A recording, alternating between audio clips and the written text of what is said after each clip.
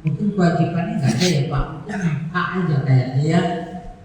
Tapi untuk lebih jelasnya ya karena kita coba juga dari narasumber ya, karena saya punya TA Pak, tenaga ahli saya yang bisa menyampaikan, jadi saya wakilkan kepada tenaga ahli saya untuk menyampaikannya. Sekian. Coba Pak Webri.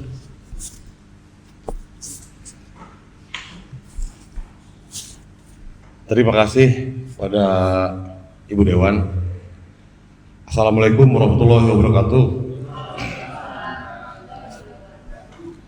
Yang terhormat Ibu Dewan Jasmarni, anggota Komisi 1 DPRD Provinsi Banten. Yang kami hormati Bapak Saparudin, Komisioner Komisi Informasi Banten. Yang kami hormati juga Bapak Hotot, selaku staf ahli dari KI Banten, dan tidak lupa para hadirin yang sangat kami banggakan dan kami cintai.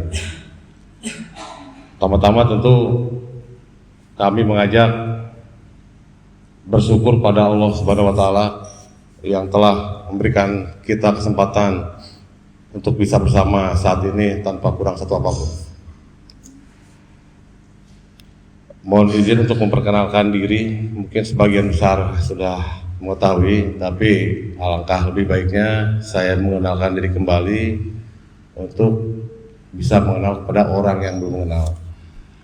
Nama kami Webri Rizal. Untuk jabatan sehari-hari kami bertugas di Polres Kota Serang, menjabat Kanit 2 Satintelkam Polres Kota Serang, yang alhamdulillah dipercaya oleh Ibu Dewan untuk menjadi TA dalam memaparkan hal-hal yang menyangkut tentang Komisi Informasi ini. Mungkin sudah lengkap yang disampaikan oleh Bapak Komisioner. Kita cuma sebagai orang lain yang tentunya harus bisa memandang dari sisi lain. Kita mungkin melihat KI ini dari sisi lain ya, bukan dari segi yuris formalnya, mekanismenya, dan lain-lainnya.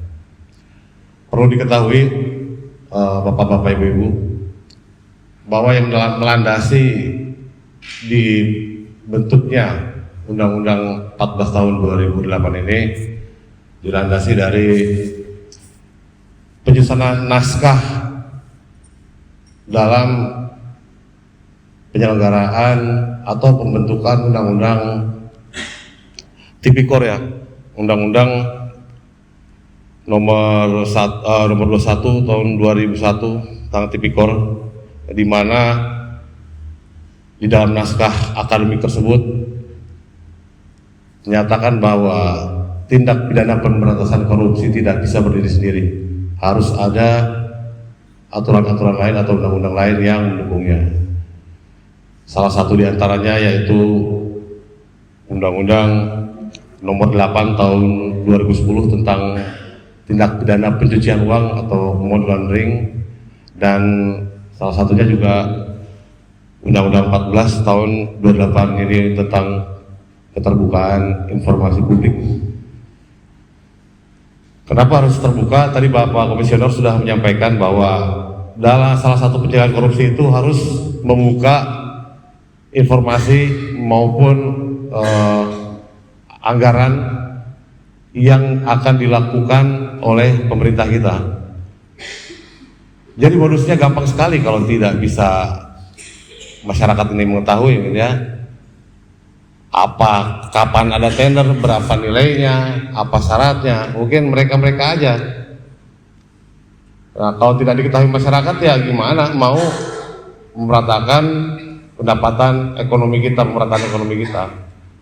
Oleh karena itu harus dibentuk undang-undang agar memaksa pemerintah untuk membuka informasi yang layak didapatkan oleh masyarakat.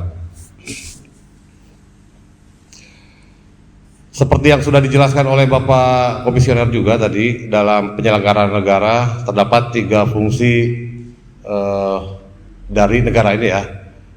Ya, seperti yang disebutkan oleh J.J. Rousseau dalam trias politikanya, di antaranya adalah legislatif, eksekutif, dan yudikatif. Hadirnya komisi di negara ini adalah menjadi bentuk paket komplit atau lembaga yang paripurna, yang lengkap, yang tidak bisa dijalankan oleh masing-masing fungsi penyelenggaraan negara tadi. Contohnya KPK, KY, atau komisi-komisi yang lain. Maka di dalam komisi itu terdapat unsur satu legislasinya.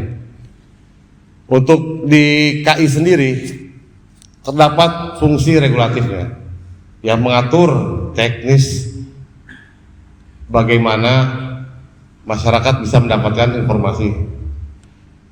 Lalu fungsi pengawasan juga yang kesehariannya juga dijalankan oleh fungsi legislatif oleh negara, DPR.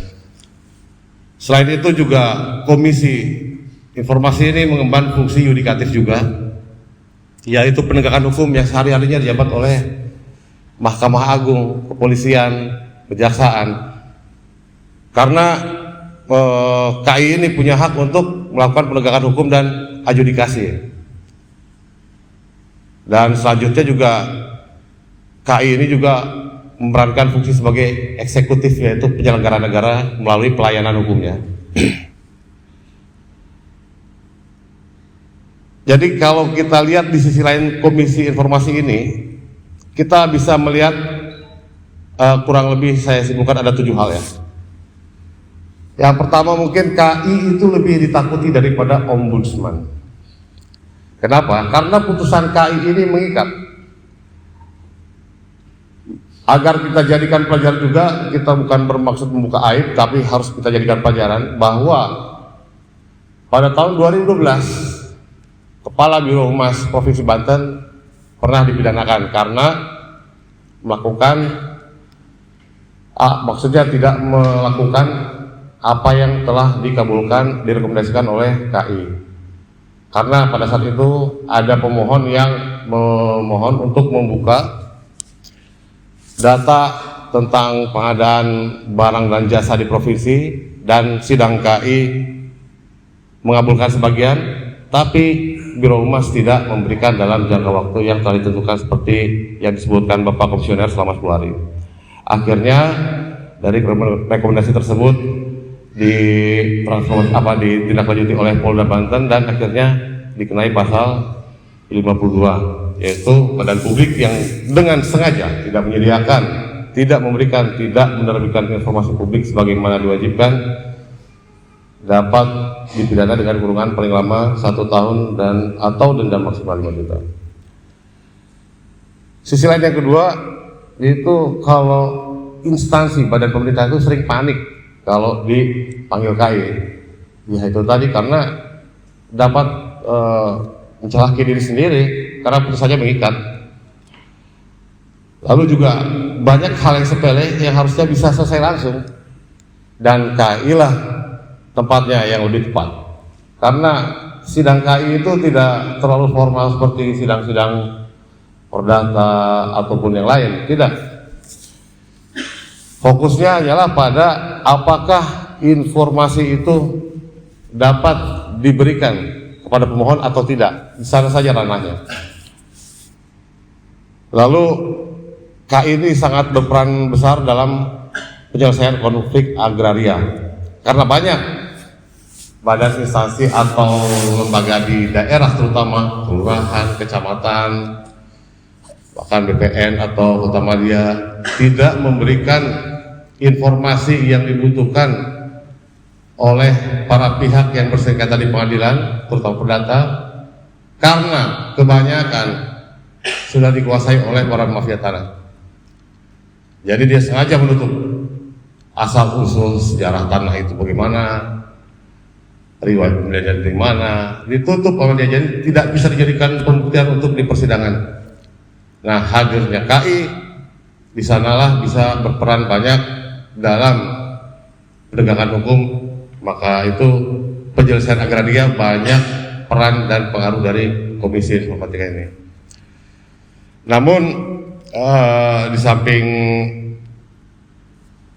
banyak manfaat yang kita dapatkan dari KAI ini, tentu banyak yang harus kita kritisi, tentunya dari efek yang kita harapkan bisa lebih menggigit ya. Kami lihat, mungkin kami perhatikan bahwa yang menjadi kekurangan dalam Undang-Undang 14 2008 ini mungkin bisa dijadikan pertimbangan buat komisioner untuk diajukan perubahan atau revisi undang-undang, bahwa delik yang disebutkan pasal 52 itu adalah delik aduan, Pak. Jadi kalau kami para penegak hukum dalam menangani delik aduan itu agak cukup rumit, karena di situ harus ada unsur kerugian yang diajukan oleh pemohon, harus real, nggak bisa ya sekitar inilah gara-gara ini, nggak bisa gitu, harus real. Lalu harus ada, kita bisa membuktikan unsur kesengajaannya, yaitu tidak membuka informasi karena alasan niat jahat. Dan itu sangat sulit sekali. Tapi bukan berarti tidak bisa ya, karena beberapa hal telah terjadi sebelum-sebelumnya, berhasil ditingkatkan jadi penyidikan dan disidangkan. Lalu untuk selanjutnya yang harus mungkin kami rasa perbaiki, yaitu hukuman dendanya sangat ringan mungkin, Pak.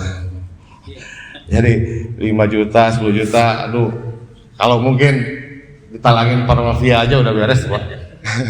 Tapi kalau 1 miliar mungkin agak lebih menggigit lagi gitu. Jadi badan atau lembaga yang mau coba-coba menentang, dia mikir 2 kali kalau mau berpihak pada yang tidak benar.